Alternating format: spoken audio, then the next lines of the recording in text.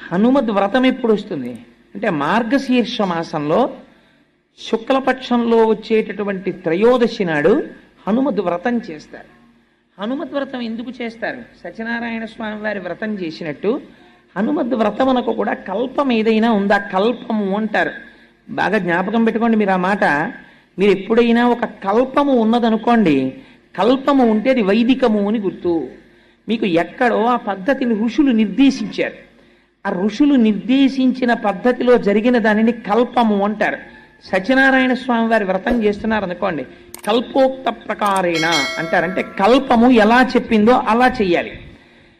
దానికి ఒక పద్ధతిని ఋషులు నిర్ణయించి పెట్టారనమాట. అంటే మీకు అది ఖచ్చితంగా ఫలితాన్ని ఇచ్చేస్తుంది.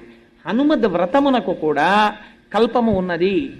ఆ కల్పము ప్రకారము చెయ్యాలి. అయితే హనుమద్ వ్రతము ఎక్కడ చెయ్యాలి అన్నారు.